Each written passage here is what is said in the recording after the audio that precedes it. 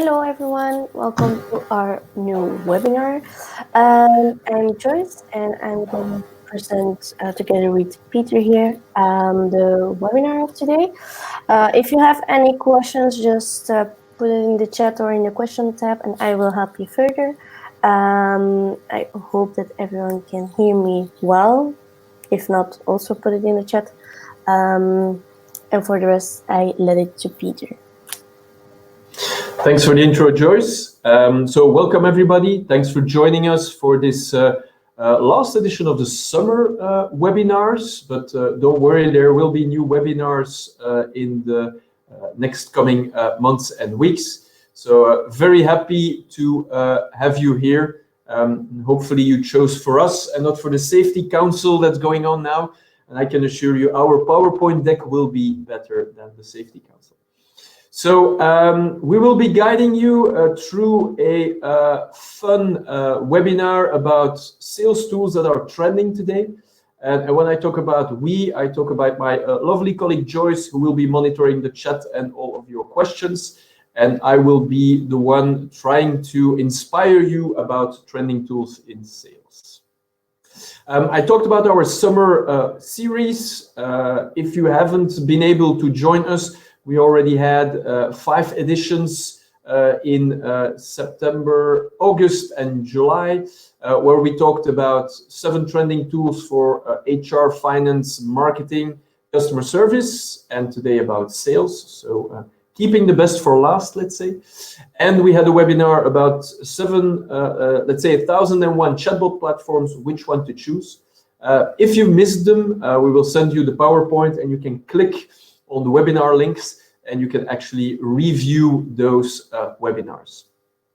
When we talk about upcoming webinars, the one that's already planned is the one on the 21st of October, which will be Help My Chatbot is Not As Intelligent As I Thought. Now what? So feel free to join us.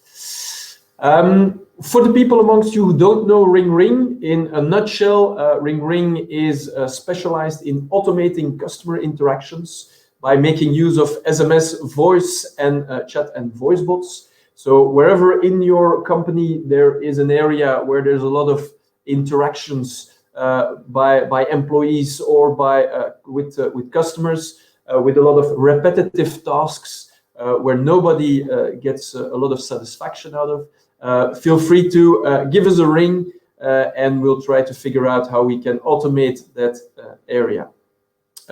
Next year, we will be doing 30 years of customer interactions. So it will be a big party at RingRing. So feel free to challenge us on 30 years of expertise.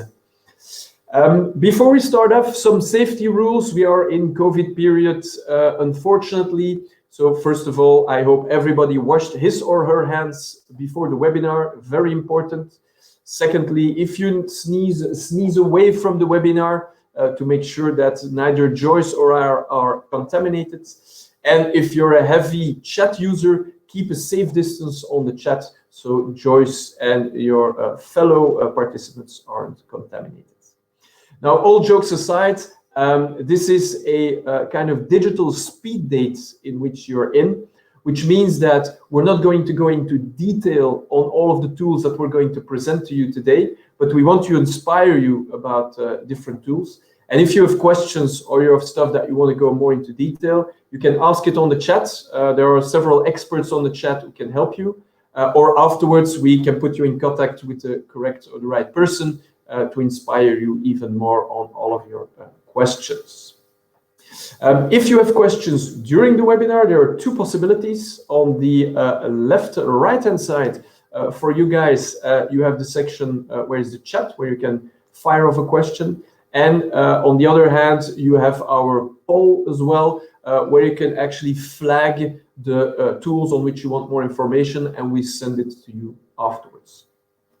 For those amongst you who can, let's say, stay until the end of the webinar and look at all of our 7 tools, we have a special digital goodie bag for you with some free stuff in there. So make sure to stay until the end, and then you will be able to pick up your digital goodie bag and play around with some free tools and free goodies. Now, to start off, when we look at the landscape of sales, because that's actually what we did in the last couple of months, we looked at our customers and we looked at what are typically the challenges that they're having today. And based on that, what are the, let's say, evolutions that we see in terms of tools that they are using. As you all know, you're all in a sales environment. Sales is quite challenging at this moment. And we see that more and more of our meetings are done by distance, leads are dropping, decisions are postponed. So it gives us the need of change, and we need to change in different areas. Now, when we look at our own customer base, we see that salespeople are evolving in a kind of new way. First of all, 30% of our customers stated that they spend more and more time on the phone and in calls. Okay, 54% state that, if they're honest, they have a lower activity level because the traditional meetings on the road are less frequent, which means that they have a lower activity level. 27% state that they're working more variable hours. They work from home, but also means that sometimes they shift and that they even do something at night or in weekend, that there are more variability in their working hours. And last but not least, in average, 24% says that they are starting the working day much earlier than before. Now, based on that, we see that there are some trends going on. And we see that there are three focus areas in which we are finding a quick or fun evolution in terms of the tools that sales is using. First of all, we will be discussing some tools that will help you to generate leads in a more smart way. Maybe some of you were occupied with external call centers planning meetings, or maybe other kind of lead generation stuff. Those traditional way of lead generation now, with all of the COVID period, have somewhat taken a hit. So we'll try to give you some inspiration about new ways of generating leads. Secondly, it's also tools for enhancing sales performance. It's not only getting in touch with your customer, but it's getting in touch with your customer in a people way. It's a whole different story selling through Teams or selling through a webinar, if you want, as we are experiencing now. But it's a whole new way of how can we enhance our sales performance. As you've seen, a lot of people say, okay, my activity level dropped. How can I increase my performance now by using new tools and new ways of working? And last but not least, we have some additional time left because in general, in average, we're not that much time in the car anymore. So we can take that time to explore and new things and educate ourselves on new things as well. So I will be sharing some trends that we're seeing in areas that sales is evolving and where that they're testing out new stuff during this challenging period. So I'm going to fire off. Joyce, feel free to interrupt me if there are questions on the chat. I hear a little ping, but I wait until the end of the section to answer the questions to avoid going from left to right. So the first, let's say, area in which I want to take you along is boosting lead generation. To give you a first idea, this is, let's say, a picture of a blog that was made on LinkedIn. And there is a section on LinkedIn that a lot of you might not know. There's a section, you see it here, is a section that's called Pulse. You can visit it through that, let's say, website. And it's an area where you can actually start blogging. What we see is that more and more today, our salespeople are using LinkedIn Pulse and using the blog item on LinkedIn to actually post blogs that were written by marketing or that were written by themselves to start blogging on LinkedIn. It takes some time, but we see that those digital challenges are a new way of kind of networking.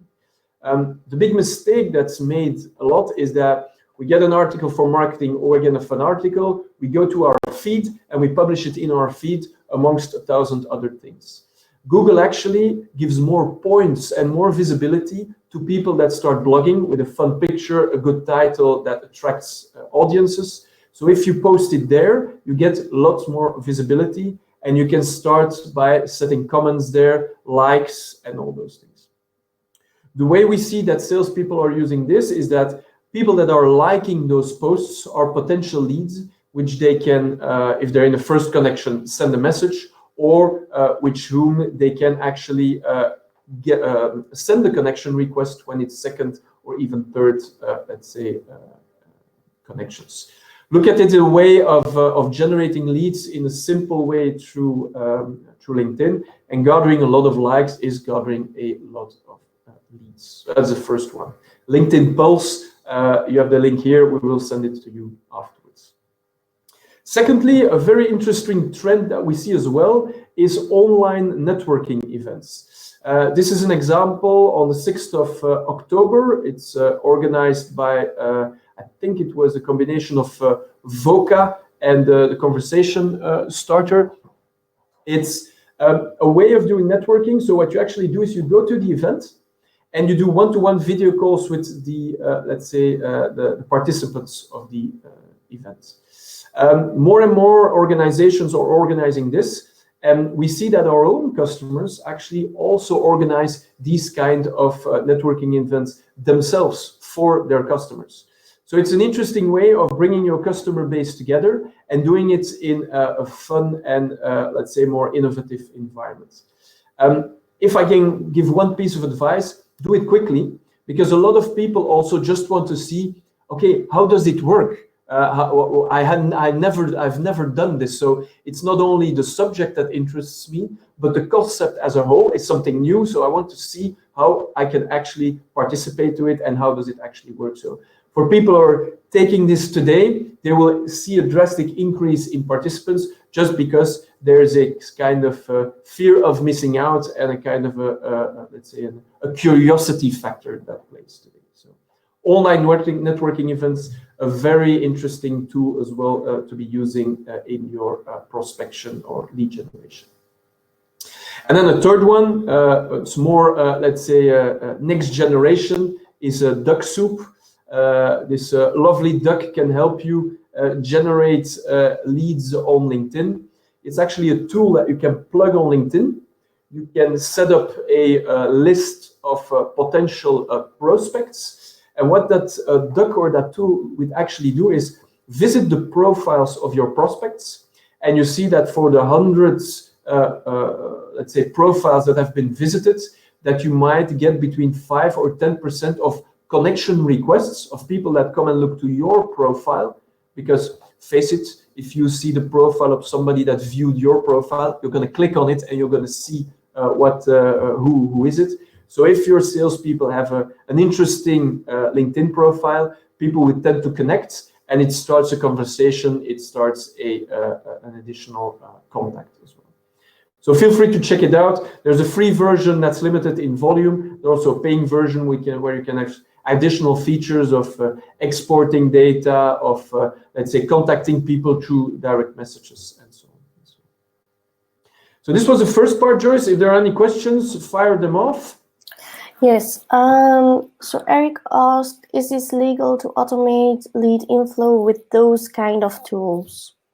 I guess Eric is talking more about the duck soup tool. I think, yeah. Duck soup tool. Well, duck soup, it's been around for several years. They have a good partnership with LinkedIn, and what they actually do is automate human behavior. There are limitations on what you can do. You can't visit 1,000 profiles per hour, but you can make a small list of it and connect to it. So it's a 100% legal, it's a 100% legal tool, and also they limit what you can do with it to avoid spamming people. Now, if you go visit a profile, they get back at you, and it's the person itself that initiates a connection. It's always, let's say, if you want, say, a kind of opt-in, if you want. So it's a very clean tool. We're not presenting any shady tools here. That's not the aim for today. So it's perfectly legal, to answer your question, Eric. Secondly, it's enhancing sales performance. What we see today is that this is an ideal period also to be helping your marketing colleagues with setting up and enhancing their database. One of the trends that we saw, and it was very inspiring because we saw that different customers, is that they inspire their salespeople to actually export the data from different sources. So you can export from LinkedIn, you can export from your Outlook environment. And these are typical actions that during a year, in all of the buzz of selling and so, people don't do. But it's an interesting way of giving databases to your marketing department. For example, this way of exporting data from your Microsoft 365 account is a way of updating data in your CRM system with people that you're already in contact with. But face it, as a sales myself, I don't like inputting all of the details of my contacts. So this is a bulk way of, let's say, updating your CRM system with new and fresh data on which marketing with a clean opt-in procedure can actually perform some actions on it, or towards existing customers, update their profiles as well. So this is a trend that we're seeing. A lot of sales teams now take the time with, between brackets, a spare of their free time that they were in the car before, of updating CRM with some interesting sources. Still going forward, Joyce, if there aren't any questions. Explore and educate.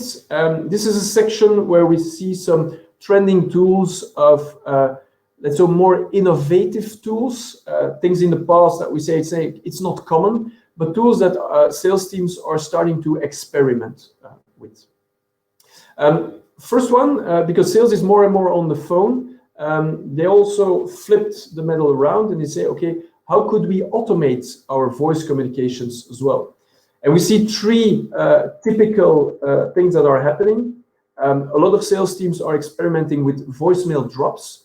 So it actually means that if you have 100 customers with 100 mobile numbers, for example, that you can drop a voicemail message on their voicemail without even having to call as a human. It's an automated process with some kind of a message. You can use it for mass communication. You can use it to invite maybe your customers to an online networking event. So voicemail drops are a way of using that today. Reason is because it's coming hot, is that a lot of customers now work from home. And when you work from home, 9 out of 10 times you're using your mobile phone. So the mobile phone has become more important and has become an item that's been used more and more also in the home environments. Secondly, and that's more I'm giving the example of postal address checks because that's something that's used by marketing, but you can also do an outbound voice communication where people can actually interact with the voice bot that is calling you. We did a campaign for a customer of ours where we said, okay, I'm calling you because I want to check if your postal address is still correct, but you can actually also do it to revive old customers that, for example, were using your products or your services a year ago and saying, hey, I hope you're well and healthy during this COVID period. Just wanted to drop you a little line. How are you doing? If you're interested to talk to me, let me know. And you can actually automate that process. And last but not least, we see that a lot of salespeople during this period are confronted with more calls than average. So we were also, let's say, contacted by different organizations asking us, how can we put some kind of a frequently asked question voice bot between our sales team and their customers to maybe help them in the first line and already answer some of their questions. So if you're confronted with a peak in incoming calls, this might be a good solution for you also in this environment of voice and chatbots. Another tool is reply.io, one of my personal favorites. This is a way of automating email interactions with your customers. So more and more things are done digitally, also emailing with your customers. It can, for example, be used to do a follow-up of an offer in an automatic way. So I send out an offer today, and eventually I put it in my Salesforce or Microsoft Dynamics CRM, and as a sales, I need to follow up on that offer. What you can do here is you send out the offer, you put a reply.io email address in blind copy, and automatically after 1 week or 2 weeks, that's something you can define, it will resend an email to your customer saying, hey, did you already take a look at the offer? When can we call? So it does an automatic follow-up on that area. So very interesting tool as well. And you can also use it, for example, to follow up on contacts from a couple of months ago whose contract is ending. It's just a matter of putting this email address in BCC and defining, as you see it here on the screen, the steps that need to be done after you add a contact to that campaign. So very interesting tool as well.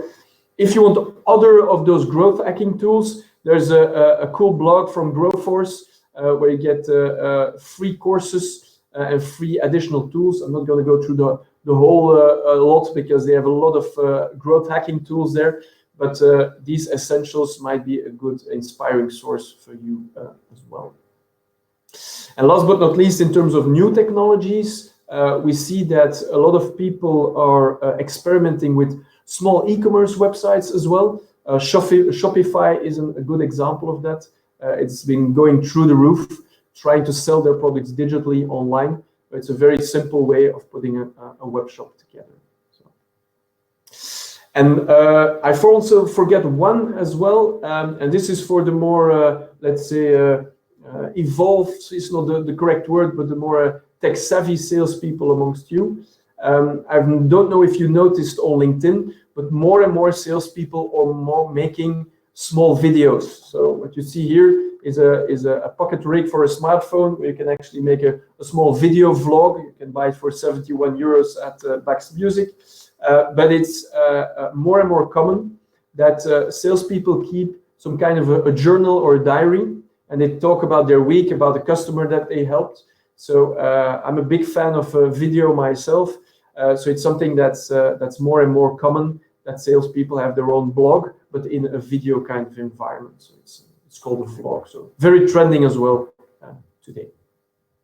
So Joyce, any questions on the chat in the meanwhile? Yes. So we have 2 questions. The first one is from Julie. It's a very clever question. So can I connect a voice bot or a chatbot to my CRM to follow all the information collected about my customers? Yes, very interesting question, Julie. Yes, that's indeed a possibility, and that's one of the most required features of our customers. So if you're collecting data, that it's stored in your CRM system. Depending on your CRM system, there are standard plugs, and otherwise there are APIs that need to be programmed, but eventually it's possible to get it in there. Yes, absolutely. And then the second one is regarding the e-commerce example. Is the implementation of such an e-commerce web shop not too long if I haven't have any skills in those kind of tools? Good question as well. We chose Shopify as an example for the good reason that Shopify is one of the most, let's say, user-friendly web shops out there. It's quite a drag and drop, plug and play and wizard kind of environment. So it doesn't necessarily need a computer wizard or programmer to be able to set up a web shop. Now, depending on your company, the type of products you sell, it can always be that you need additional skills or it needs to be tailored. But for very simple transactional products, it's quite easy to set up. So it depends on the business that you're in as well. If there are any questions, Joyce, feel free to interrupt me. In the meanwhile, I'll go through it. Other stuff that we see that is trending is self-servicing tools for customers. Again, a lot of companies see more inbound questions coming towards them and more workloads. So one of the things that we see, for example, is, and that's something that is trending specifically at RingRing, more and more of our customers that are asking to automate their payment process. So today we have the possibility to use payment links, and here you see it, for example, in an SMS environment, but it's a way of automating the payment process You can combine it with POM. You can combine it with Molly, Twiki. There are a lot of service providers out there, but that use actually a way of ending your transaction in a digital environment and not having a person on the phone who needs to register your credit card and so on and so on. So that's one of the things that's quite trending today as well. Also, in combination with telephone incoming calls, that maybe you have an incoming call, and then when you have the person on the phone, you send out the SMS, and the person can actually do it on the phone. So it's a way of closing deals as well in let's say in a self-servicing kind of environment. It's also more and more used in a chatbot environment. So if you put a chatbot on your website and it's in an e-commerce environment, for example, you can use a chatbot to actually help your customers make the right decision, and then afterwards give them a let's say a link where they can let's say do the payment. This is an example of a company selling burgers where you can actually order and then afterwards pay your burger online. But it can be the same for example in transactional businesses where you have repeat orders, or it's additional supplies for your IT equipment. These are very transactional things that can be automated in a chatbot environment and end-to-end also with the payment link in there. Oops. And then last but not least is the chatbot. We already discussed the voice bot before, but frequently asked questions chatbots. You would be amazed. We have some use cases about that as well that we might be interesting to integrate them as well, Joyce, after the webinar. But we have, let's say, the increase in sales online when using a chatbot is quite high if you have the combination, because we see that a lot of people that are hesitating between products or having their shopping cart ready, and if there is a chatbot on the right-hand side, they tend to ask some questions, typically delivery, is it still in stock, when will I get it, those kind of questions. And we see that it has a high impact on the closing ratio on your website as well. It can be with products that you're buying, but it can also be with inviting people to a webinar, for example. Hey, when is this webinar going on, and will we handle these kind of questions? Actually, a chatbot is always interesting when you combine it on a page where there's a call to action. So that's an interesting way of converting more leads on your website and having more sales leads in your funnel as well. So might be a good discussion to have with your marketing department, or try to build one yourself. Who knows, there might be something in the digital goodie bag by the end of the webinar. Joyce, on the chat, any additional questions? Yes. About the payment link, can customer pay directly on their phone, or do they need to connect the card in an advanced application or something?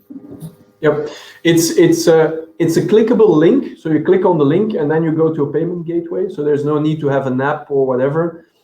One of the reasons that SMS is used widely for payment links as well, because it's easy. Everybody has SMS. Everybody knows how it works. You click on the link and you come into a screen, an online, let's say, web environment where you can actually pay your services or your products, whatever you're paying for. It's quite easy. You don't need to install those kind of things. It's quite a low-level onboarding. Those kind of environments. Other section is automated voice campaigns. We already discussed it, voice campaigns for postal checkouts, but this is one that's quite interesting as well. We've been using it for years now also.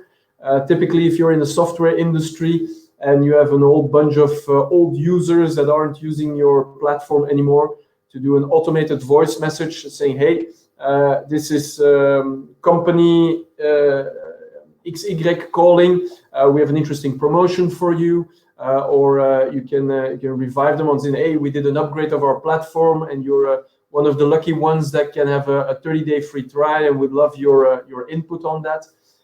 So everywhere where there are kind of win-back campaigns or campaigns where you try to up or cross-sell things to existing customers, you can use automated voice messages. Important in that area, because it's a question we get a lot. You need to watch out. You can't call everybody. It's not like I'm going to put all of the mobile numbers of Belgium in there and then call everybody. It needs to be a customer relationship that you're having, and people need to give their, let's say, have given their telephone numbers personally to you. So the same kind of opt-in rules somewhat apply. Some gray zones as well, but more than happy to advise you in that area. So automated voice messages, very hot as well today, to be able to in bulk communicate with your customers on simple and easy things.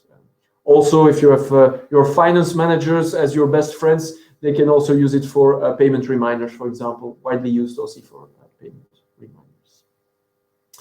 And then we have our section about customer communication tools. More and more, let's say, companies are onboarding in SMS platforms.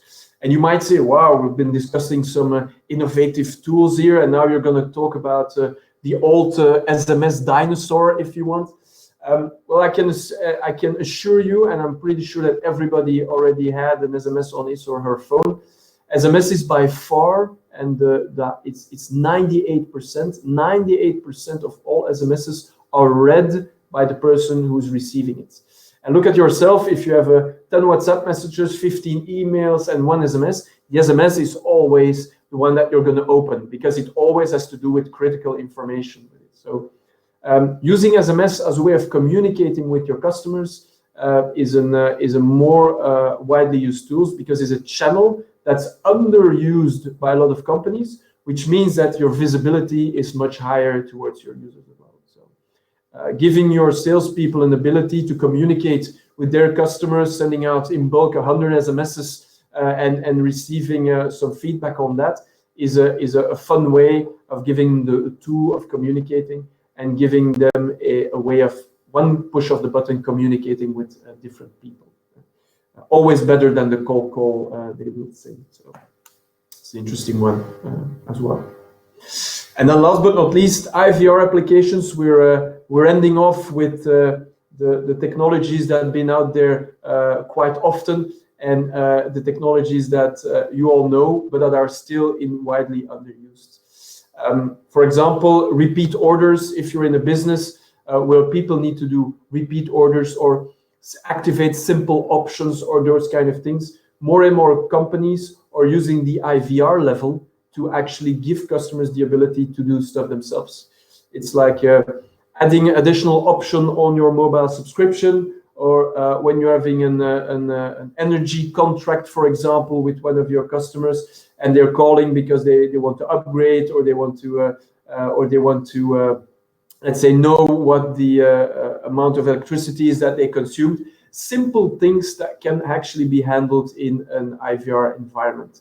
It's quite easy to implement, and quite an interesting way of doing call avoidance on customer service level, but also handle, for example, frequently asked questions of your customers, because you can actually have an IVR on your mobile phone as well if you want. So it can be a way of automating some frequently asked questions, or rerouting questions from your customers to another department because sales can't help them. And if they're in a meeting, they won't be able to pick up. So it's an interesting evolution that we're seeing today as well. So Joyce, before we go over to what's in our digital goodie bag in this edition, do you have any additional questions on the chat I can help with? Yes. So it's regarding the IVR. Can you personalize the answers? Conversations totally. I guess the question is, can you personalize it? Yeah. One of the things is, if you have a specific use case, you can still share it on the chat. But if you have a use case, what we're also always going to do is see where can you use IVR technology, which is based on pressing 1, 2, and there can be a small voice recognition part in it when it's simple things. And where, in terms of your use case, you actually need a voice bot with NLP, AI, speech analytics, those kind of things behind it. These are the two extremities. So the one on the right-hand side for me, and I guess the left-hand side for you, is actually the one that you can personalize from A to Z with everything that you need to do, but you need to, it's a bigger investment. On the other one, there can be personalized stuff with pre-recorded messages and so on, but it's limited to maybe, let's say, no pre-recorded messages. If you're using variables, for example, such as addresses, it always is a variable that needs to be in there, so it needs to be a bot that's explaining it. So it depends on your use case, but there's always a way of personalizing it. You just need to see what type of technology you need to use for it. Other interesting questions, Joyce? Or questions in general? Not yet. Not yet. Okay, super. So for the people that are still in here, let's say have a go on our digital goodie bag. Don't forget to put the poll in there as well to see, okay, if there are several topics that you need additional information about, feel free to fill them in and we'll send it to you by email. And in this edition, the digital goodie bag includes one free bot building workshop. So if you wanted to give it a go to build your own bot, we invite you to one of our bot building workshops. Secondly, is an hour of free consultancy for a chatbot platform. So if you're having ideas of putting a chatbot out there, feel free to have a chat with one of our experts. We have a 40-day free trial on our RingRing SMS and voice platform. So for the person that asks the questions about IVR and those kind of things, you might try and do some stuff yourself.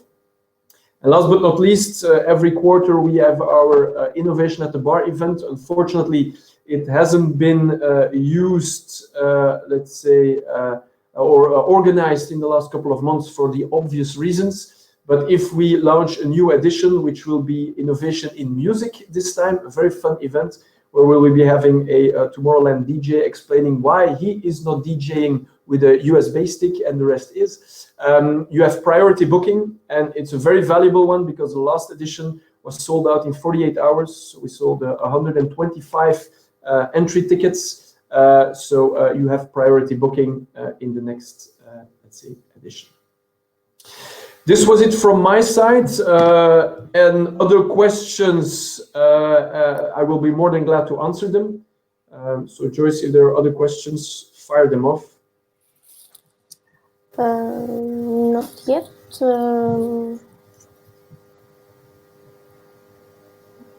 I think that every question has been answered right now. Super. So... Great. Yep. Well, I hope we inspired you with some interesting tools. And feel free to subscribe to one of our next editions of our webinar series. And wishing you the best of luck this week and a healthy, let's say, 2020 and 2021 and beyond. So see you in the next webinar. Thanks a lot for joining. Bye.